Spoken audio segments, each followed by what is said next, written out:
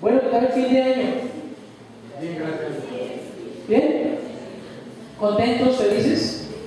¿Sí pudieran compartir con sus familias? Bueno, esa era la idea, ¿verdad?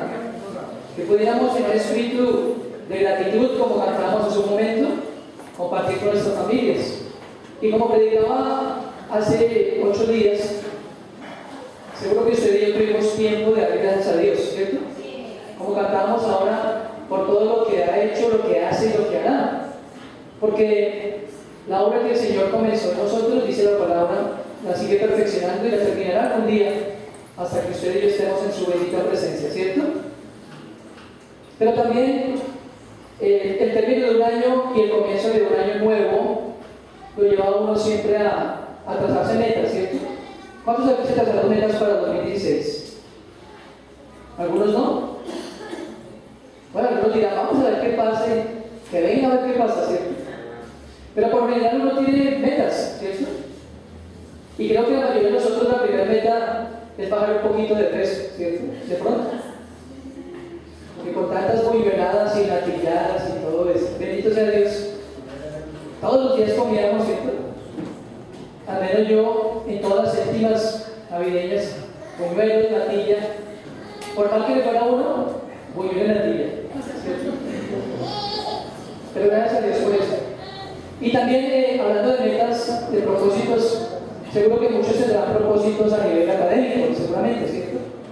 Es probable que alguien haya dicho, bueno, tal vez el curso que no hice el año pasado lo voy a hacer este año.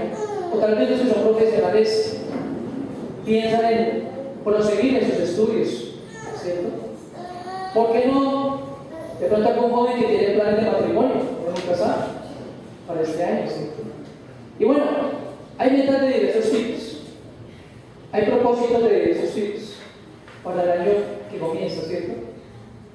¿Cuál será el propósito? ¿Cuál es tu propósito para este año nuevo? Bueno, Pedrito, ¿verdad?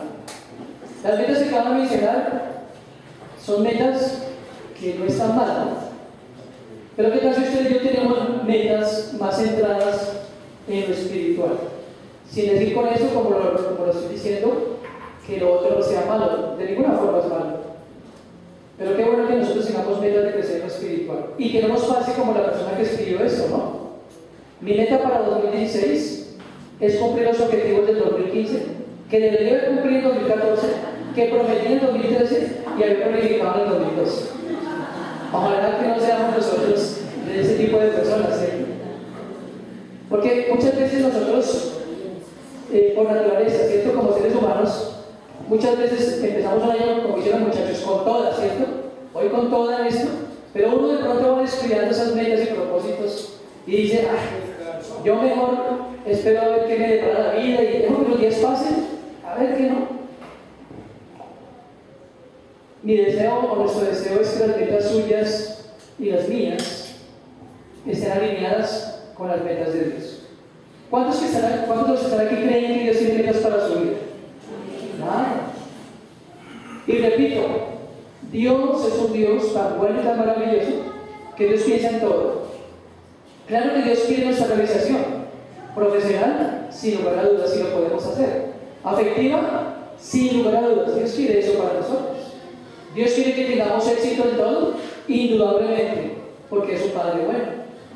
Pero Dios quiere que usted y yo, como lo estoy diciendo esta mañana, podamos alinearnos con sus propósitos y sus metas. Por algo Jesús, nuestro Señor y Salvador, afirmó en el Evangelio de Mateo, ¿no?, que debemos buscar primeramente del reino de Dios y de su justicia, y que lo demás el Señor lo añadirá. Y cuando Jesús habla de lo demás, está hablando de cosas vitales, esenciales para nosotros como seres humanos todavía. El techo, el vestido y el alimento. Estas son cosas esenciales todavía para nosotros, ¿no es así? Entonces, vamos a aprender hoy propósitos para hoy. Estuve trabajando en ese sermón y hasta el día de ayer había pensado propósitos para 2016. Pero creo que es mejor llamarle propósitos para hoy, ¿cierto? Porque cada día debemos trabajar en esa meta, ¿cierto? O si no nos pasa como el personaje que mencioné anteriormente. ¿Cuál es el primer propósito que Dios tiene o quiere para nosotros, para usted y para mí, como parte de su iglesia? Andar en integridad. Andar en integridad. Una de las luchas, antes de ver los textos, una de las luchas cotidianas que tenemos como hijos de Dios es contra toda forma de pecado, ¿no es así? Todos nosotros, todos, sin excepción, luchamos con toda forma de pecado, ¿no es así? Todos los días, con pecados de la mente, con pecados en acciones o con lo que decimos. Todos los días pecamos, ¿cierto?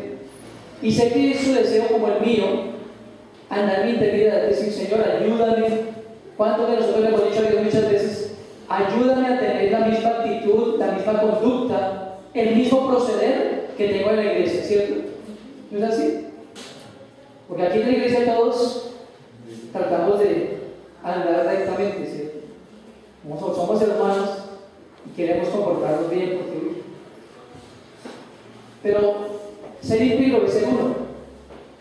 Ser íntegro es ser la persona que se ve aquí en todo lugar. ¿De acuerdo? Quiero que me acompañen en el texto de hoy, en el Salmo 15. Salmo 15, versículos 1 y 2.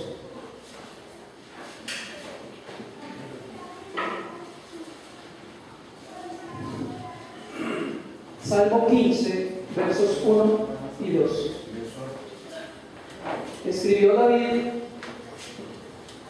lo siguiente. ¿Lo tiene ahí a su vista? Jehová, ¿quién habitará en tu tabernáculo? ¿Quién morará en tu monte santo? ¿Qué dice el verso 2?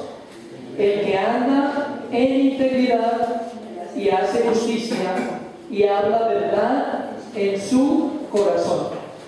La Nueva Traducción Viviente, que es una versión más actual, dice: Señor, ¿quién puede adorarte en tu santuario? ¿Quién puede entrar a tu presencia en tu monte santo? Los que llevan una vida intachable y hacen lo correcto, los que dicen la verdad con corazón sincero. Corazón sincero. Eso dice la traducción, la Nueva Traducción Viviente. Hermanos, amigos, en el mundo en que ustedes y yo vivimos, donde se destaca el engaño, ¿cierto?, la hipocresía, la mentira, nosotros como... perdón. Efecto de la gracia. Nosotros como hijos de Dios hemos de caracterizarnos por lo contrario, ¿cierto?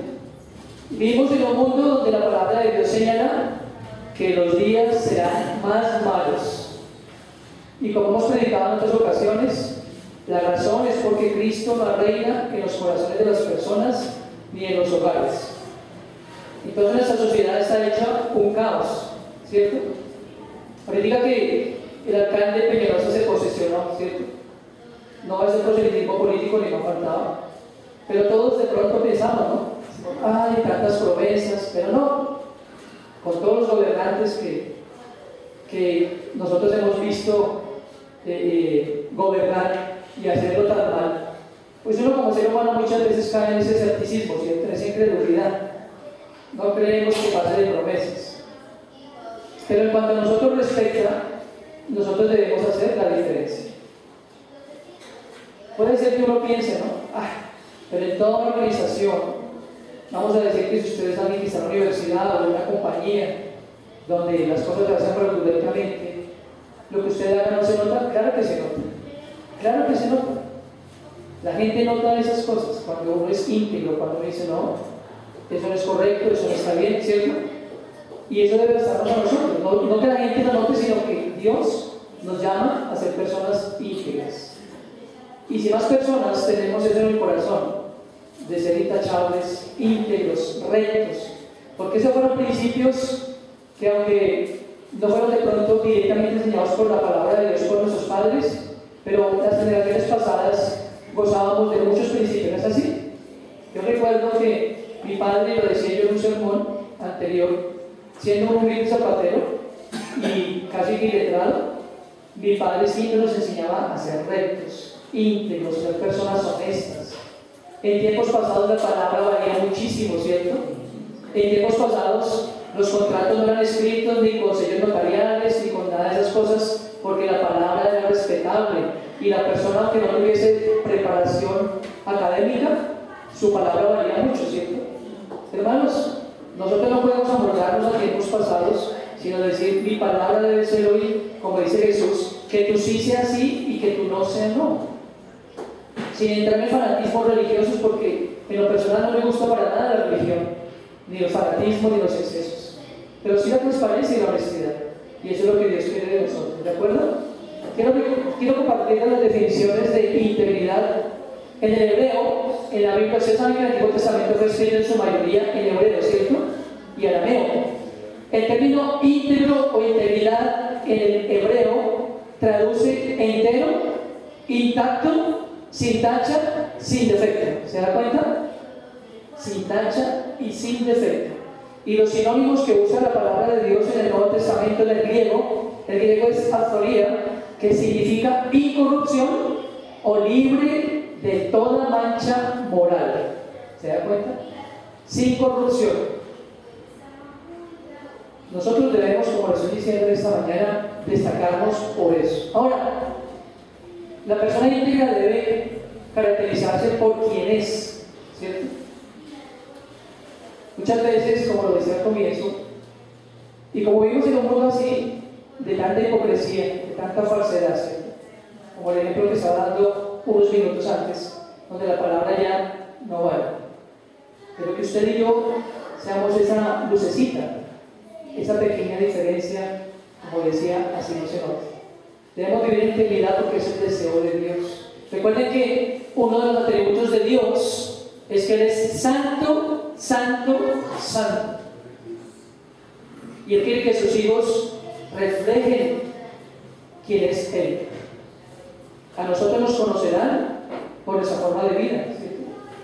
Muchas veces uno puede predicar mucho, o uno puede hablar muchísimo de Dios, o uno puede citar muchísimos textos bíblicos, ¿cierto?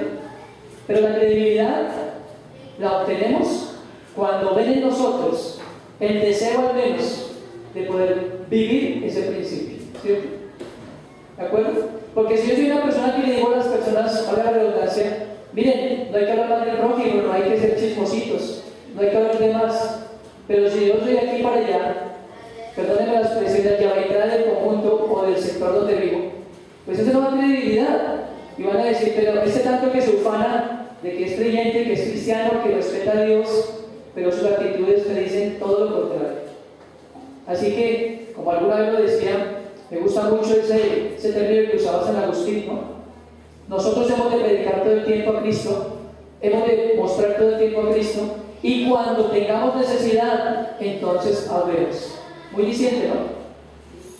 Nuestra vida, y como digo, no es colocarse una careta, no es colocarse el atuendo de falsa piedad, no es eso. Es decir, a la gente, aunque yo soy creyente, aunque yo soy una persona que ha conocido a Cristo y que estamos caminando en el camino de Dios, valga la redundancia, aún yo fallo como tú, pero yo no me quedo en el pasado, como dijo Pablo.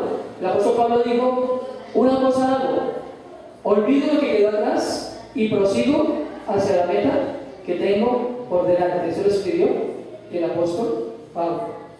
Si usted luchó con algo en particular en el pasado y no tuvo victoria, yo le animo en este año para que hoy, desde hoy, usted diga, yo me propongo hoy andar íntegramente. Como lo digo siempre desde aquí, no por un pastor, no por una organización eclesial, no por una iglesia, sino porque yo amo a mi Dios. ¿De acuerdo? Ahorita le estamos cantando eso. Yo le agradezco por todo lo que ha hecho. Hermano, yo le animo de verdad que su andar en integridad sea porque ama a Dios, porque valora enormemente la obra de Jesucristo. Porque les recuerdo, lo estábamos celebrando apenas unos minutos, ¿cierto? La cena del Señor. Usted y yo estábamos recordando el alto costo que Cristo pagó por nuestra libertad. Y fue para liberarnos de la esclavitud del pecado, para que no fuésemos más esclavos, para que no siguiéramos en ese mundo oscuro, en ese punto que nos llevaba directamente a la condenación eterna. Como siempre lo digo, eso no tiene nada que ver con ningún tipo de religión, porque ninguna religión a usted y a mí nos puede salvar, ninguna, porque el Salvador tiene un nombre y ese nombre es Jesucristo. ¿Amén? El siguiente texto, Proverbios 20, mire la importancia que reviste el andar en integridad. Primero, por glorificar a Dios, como lo estaba diciendo, pero por otro lado, Proverbios 20, verso 7, ¿qué dice la palabra de Dios? Camina en su integridad el justo, sus hijos son dichosos después de él. Y el verso 11, aún el muchacho, ¿qué dice ahí? Es conocido por sus hechos, si su conducta fuere, ¿de qué forma? Limpia y recta. Miren tan importante esto, padres. Miren tan importante esto, muchachos que están aquí en este salón. Caminan en integridad y sus hijos son dichosos después de él. ¿Alguien dijo alguna vez con acierto? Muchas de las formas o muchas de las conductas de los padres son replicadas por los hijos, ¿cierto? Y uno ve eso. Uno ve eso. Cuando en el hogar no hay principios, cuando en el hogar no hay ética, cuando en el hogar no hay un ejemplo a seguir, pues los chicos simplemente imitan ese mal ejemplo. Y uno pierde toda autoridad como padre. Y termina uno gritando y perdiendo la cabeza, ¿cierto? Y termina uno perdiendo el control porque perdió la autoridad sobre sus hijos. Pero se imagina usted diciendo a los hijos, ¡que no griten tanto! Pues el niño dice, ¿pero cómo así? ¿Pero me estás gritando? ¿Cómo me pides que no grite? Integridad es eso. No estoy diciendo que la integridad es perfección, porque el único que es perfecto y sin mancha es Jesús. Y Dios. Padre, como Jesús, Hijo, Dios Hijo. Pero nosotros debemos trabajar en esas cosas en las que estamos siendo mal ejemplo. Miren lo bonito que dice el proverbio, ¿no? Sus hijos son dichosos. Y este es el ejemplo. Mi abuela y mi madre solían decir eso, cuando veían niños así como medio terribles. ¿Cómo será el papá? ¿O cómo será la mamá? ¿Cierto? Y muchas veces de verdad. A veces nosotros creemos que es en el colegio o en la universidad donde nuestros hijos se extravían. No, créanme que no. Porque si usted, y son dichosos los padres que tienen hijos pequeños aún, y qué bonitos los hijos que se dan aquí pequeñitos, porque ustedes deben aprender a escuchar a sus papitos, ¿listo? Chicos, y le invitan malos ejemplos, porque cuando es íntegro y recto, eso trae muchos beneficios. Alguna vez les compartía, cuando mi hija estaba en sus años escolares, y decía, papá, pero no es justo porque mis compañeras se copiaban en las piernas las respuestas de los exámenes, de lo que sea, y siempre sacaban la mayor nota que yo, y yo quemando las canciones de estudiantes. Decía, hija, no importa, tú haz lo que tienes que hacer, tú haz las cosas honestamente, porque la palabra de Dios dice, y claramente lo dice el Señor, no hay nada oculto que no salga a la luz. Y todo lo que uno hace, tarde o temprano, saldrá a la luz. Si uno engaña, si uno infringe las normas, si uno actúa incorrectamente, tarde o temprano, o a uno mismo o a sus propios hijos, obtendrán las consecuencias de sus malas acciones. ¿Se da cuenta, papá, lo importante que es andar en integridad? Porque como estaba diciendo, el ejemplo del grito, así en todas las cosas debemos ser ejemplo para nuestros hijos, para que sean dichosos después de nosotros y para que sea una generación que realmente transforme esta sociedad. ¿De acuerdo? Ustedes y yo somos llamados a eso. Y los que tenemos aún hijos, que sean grandes o pequeñitos, hay que instruirlos, que es el punto que viene a continuación. ¿De acuerdo? Miren Proverbios 22:1. Proverbios 22:1, ¿qué dice la palabra de Dios? De más estima es que el buen nombre que las muchas riquezas, y la buena fama más que la plata y el oro. Mire esto. Mire qué importante es. Para la sociedad capitalista en la que vivimos, ¿qué es lo que importa? El dinero. La gente es estimada ciertamente en todos los círculos sociales. Es estimada por lo que tiene o por lo menos por lo que aparenta tener, ¿cierto? Pero la palabra de Dios nos dice esta mañana a usted y a mí, es de mucho más valor el buen nombre y la buena fama que toda la plata que uno pueda tener. Muchas veces podemos luchar con esos conceptos, ¿cierto? De nuevo, porque uno ganando el mínimo y ahora con ese reajuste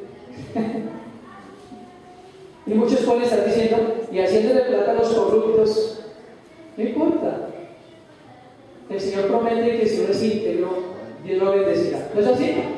¿No es así?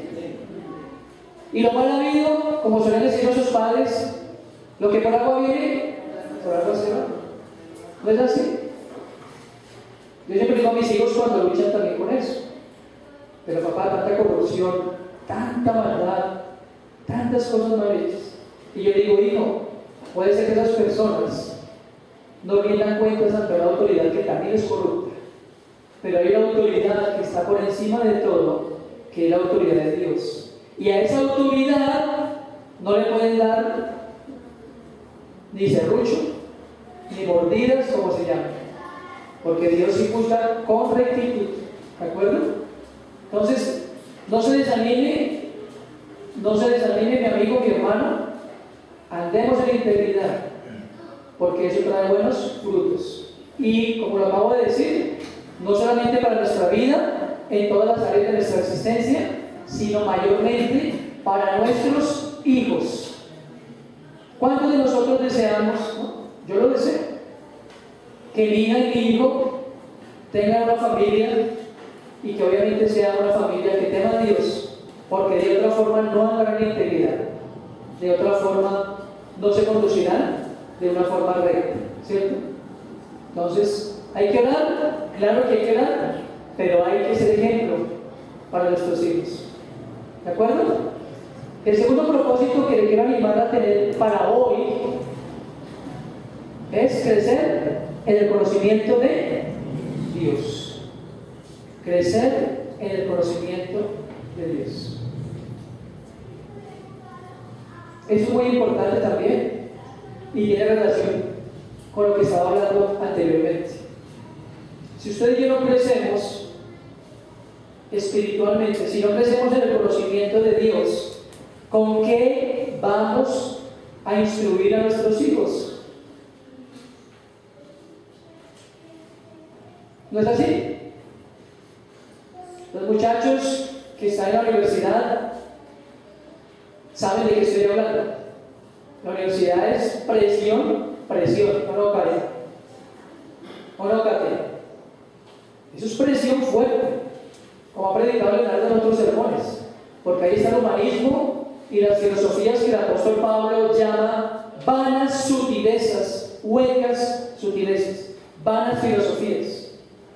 Y de eso se está entrenando la juventud hoy en día. Y muchos que crecieron en Cristo se dejaron llevar como la ola del mar por todas esas filosofías. Y muchos chicos que en otro tiempo escucharon la palabra de Dios, hoy son de pronto Hare Krishnas, o hoy son revolucionarios, o qué sé yo. ¿Y por qué pasa eso? Se pregunta uno. Porque faltó instrucción. Porque faltó conocimiento de Dios. Es que el problema del mundo no es la recesión económica, ni la alza del dólar, ni que los jeques de Arabia Saudita y de todos los países de Oriente tienen el monopolio de petróleo. El problema del ser humano no es eso.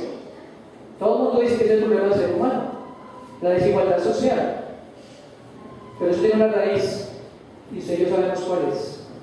Jesucristo dijo: mi pueblo se perdió porque le faltó plata, porque le faltó conocimiento. Miren lo que dice la palabra de Dios. Leamos primero el texto de Oseas. ¿Conoce ese texto? El profeta Oseas, capítulo 6, versículo 6. Leamos primero ese, por favor. ¿Qué dice Oseas 6:6? Dice Dios por medio del profeta Oseas: porque misericordia quiero y no que sacrificios, y conocimiento de Dios más que holocaustos. ¿Se da cuenta? Dios no quiere de usted ni de mí ni sacrificios, ni penitencias, ni nada por el estilo. La razón por la que Dios no quiere sacrificios ni penitencias es porque ya hubo un sacrificio que satisfizo las demandas de un Dios santo, y fue el sacrificio de su propio Hijo. ¿Amén? Dios dice: yo no quiero que usted se sacrifique, no quiero que usted se victimice, no quiero que usted se pobrecite. Yo quiero que me conozca. Eso es lo que el Señor quiere. Y es un buen tiempo para reflexionar. ¿Qué tanto crecimos el año pasado en el conocimiento de Dios? ¿Por qué el silencio? ¿Sí crecimos o no crecimos? Ojalá, ojalá. Pero mi amado amigo y hermano, el ánimo que le quiero dar hoy es que su primera meta, aparte de perder kilitos, aparte de planear la boda, aparte de adquirir una nueva casa o un nuevo vehículo, una sucursal en su tienda si tiene una tienda, cualquier cosa, coloque esas prioridades en su vida. Jesús dijo claramente, como ya lo he dicho: si buscamos primeramente el reino de Dios y su justicia, Él añadirá todo lo que nos falta. ¿Listo? Veamos el siguiente texto en la segunda carta del apóstol Pedro, segunda de Pedro 3, 17 y 18. ¿Qué escribió el apóstol Pedro para nosotros? Segunda de Pedro 3, 17 y 18. Así que vosotros, oh amados, sabiéndolo de antemano, guardaos, no sea que arrastrados por ¿qué? El error de los inicuos caigáis de vuestra firmeza. Antes bien, crecer ¿en qué? En la gracia, y ¿en qué más? Y en el conocimiento de nuestro Señor y Salvador Jesucristo. A Él sea gloria, ahora y hasta el día de la eternidad. Amén. ¿Qué es lo que sabían ellos? Dice acá en el verso 17: sabiéndolo de antemano. ¿Qué sabían ellos? En primer lugar, ellos sabían que el Señor vendría. ¿Cuántos de nosotros creemos que Cristo volverá? ¿Lo creen? Claro, lo prometió. Ahora el apóstol les dice: ustedes sabiendo eso, sabiendo que Él va a volver, pero también sabiendo otra cosa, sabiendo que hay un montón de inicuos. Las personas inicuas son personas que no tienen temor de Dios y que proclaman falsedades. ¿Con qué propósito proclaman falsedades? Para desviar a los que han sido enseñados en la sana doctrina. Hermano, no queremos caer en el pecado del orgullo, ni la arrogancia, ni la prepotencia, pero aquí predicamos sana doctrina. Pero también nuestra sociedad está llena de iglesias, que lógicamente no puedo decir nombres y no debo, porque tampoco es mi función. Está llena de lugares donde se proclama un evangelio totalmente distorsionado. ¿Sí o no? Y perdonen el término que voy a usar, enseñan un montón de disparates y la gente, sin ánimo de juzgar, amén y aleluya, porque no tienen conocimiento de Dios. Entonces pasa como dice el apóstol Santiago, que son personas que son llevadas como las olas del mar. Eso dice. ¿Lo han leído?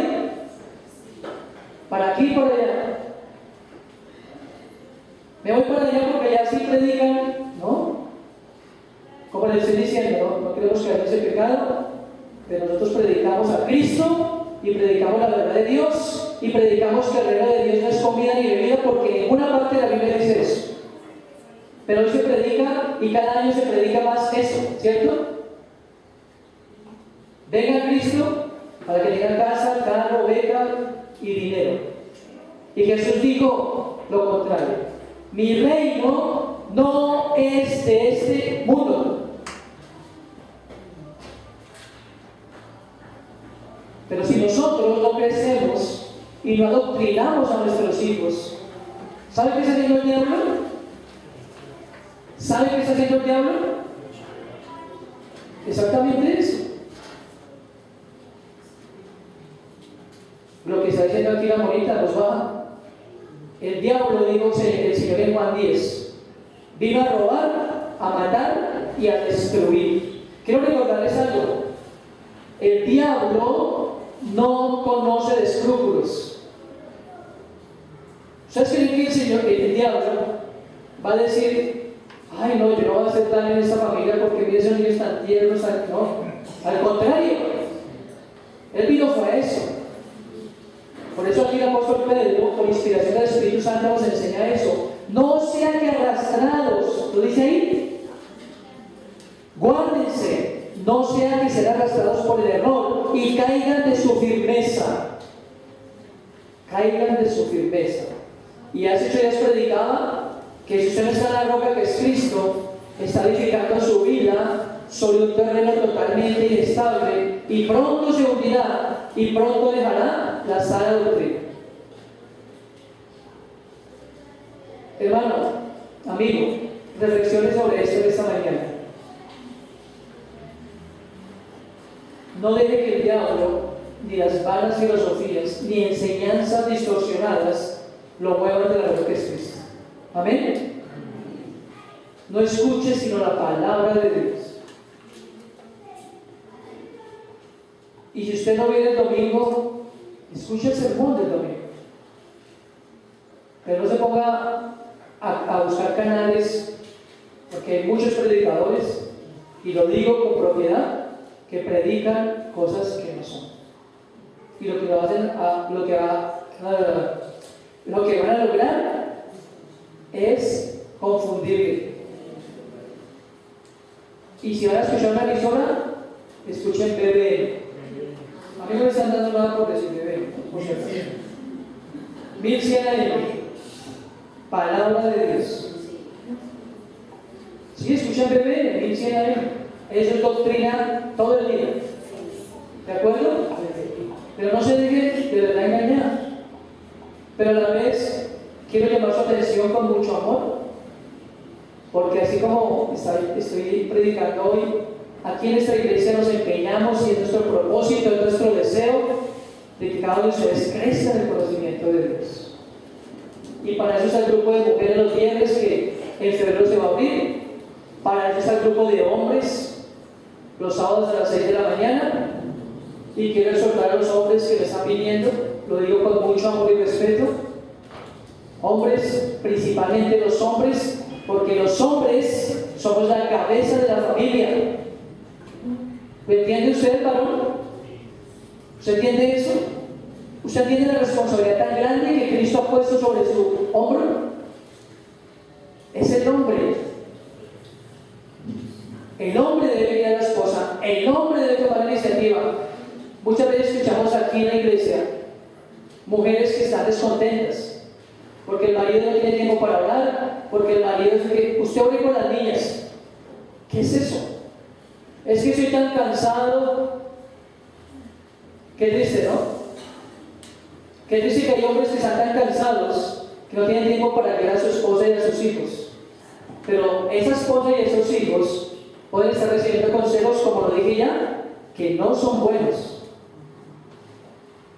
Aunque están usando la Biblia, probablemente. Hombres, la palabra de Dios dice en Efesios que ustedes y yo, hombres, debemos presentar, escuche bien, para que lo lea en su casa, debemos presentar a nuestra esposa sin mancha, sin arruga y sin defecto, así como Cristo presentó a su iglesia al Padre. ¿Se da cuenta tamaña responsabilidad? ¿Se da cuenta de eso? Pero muchos hombres todavía tienen la misma cosmovisión de antes. Yo fui criado así. No estoy criticando ni buscando a mi padre, pero mi padre solía decir: hijo, mientras usted le da a su esposa para el mercadito, paga el arriendo y paga los servicios, hasta ahí terminó su responsabilidad. Quiero recordarle algo.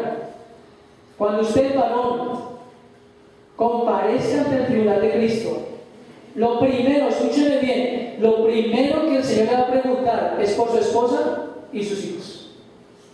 ¿Me escuchó lo que le dije?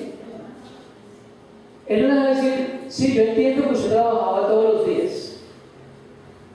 Dios va a decir, preséntame a tu mujer, sin mancha, sin arruga, sin defecto. Y muéstrame tus hijos. Si tú los amonestaste, si tú los instruiste, si tú los enseñaste, si tú los disciplinaste en mi temor. En Efesios capítulo 6 dice claramente eso. Y lo hemos hablado muchas veces, ¿cierto? Padres, no provoquen a sus hijos, sino críenlos en la amonestación. ¿Y qué más dice? Y la disciplina del Señor. Varones, eso que estoy hablando es serio como todo lo que es serio en la palabra de Dios. Si usted y yo no tomamos tiempo para adoctrinarnos y para enseñar a nuestras familias, eso recaerá sobre sus hombros. ¿Me está entendiendo, varón? Eso va a recaer sobre sus hombros. Y basta ya de culpar a las instituciones o a los universitarios. Es que tiene un grupo de amigos que son, no, como lo he dicho ya hoy reiteradamente, si nosotros somos ejemplo y enseñamos el temor de Dios a nuestros hijos, ellos van a tomar decisiones adecuadas. Y no va a estar usted temeroso o temerosa. ¿Será que mi hijo con quién estará? ¿Con quién andará? ¿Será que está a malos pasos? ¿Qué hábitos estará tomando? No, porque usted ha cumplido con su propósito. ¿De acuerdo? Tome esto por favor en consideración. Y cuando se habla el grupo de hombres, te invito para que se aquí a las 6 de la mañana. Y digo esto con amor y con respeto. Porque muchos hombres dicen, pero es que trabajo toda la semana y llego tan cansadito. Pero yo digo a esos hombres, cuando éramos unos sinvergüenzas, y perdónenme que use un término tan crudo, pero verdadero, ¿cierto? Que llegamos, o no era así, varones.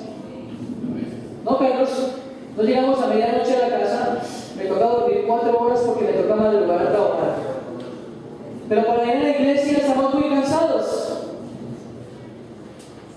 Y escúchenme, es una reunión cada 8 días. Cada 8 días, 2 horas. Lo mismo para las mujeres y para los jóvenes. Miren lo que nos advierte la palabra de Dios. No hay ser que arrastrados por los inicuos.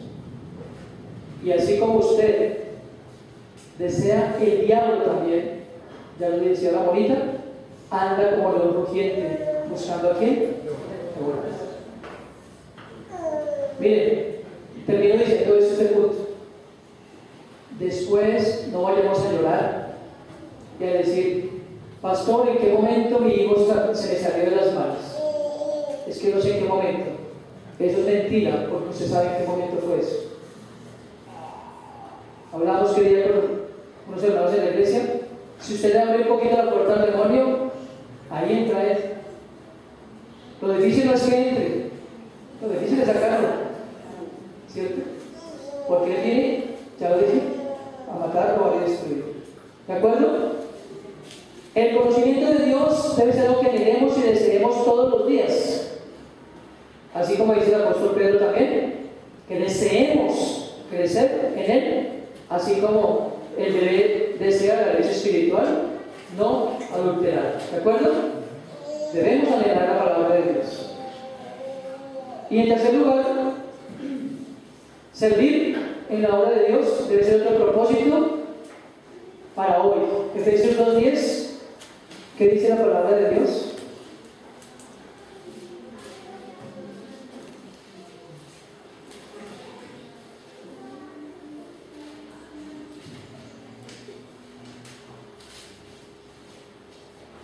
Porque somos hechura suya, creados en quién? ¿Sí está ahí?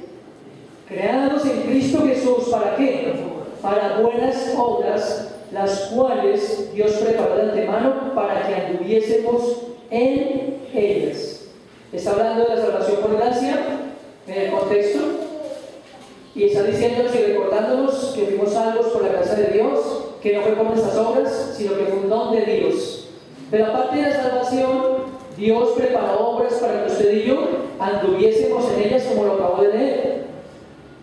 Y esas obras es servicio a Cristo. ¿De acuerdo? Servicio a Cristo.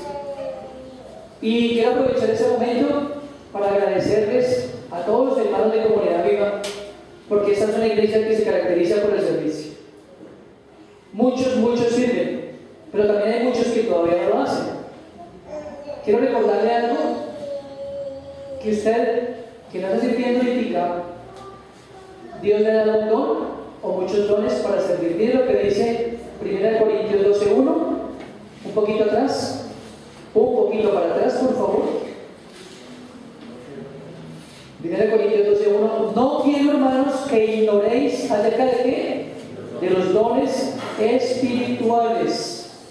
Pablo, hablando de la iglesia de Corintios, le dice: no ignoren eso, porque es una verdad bíblica.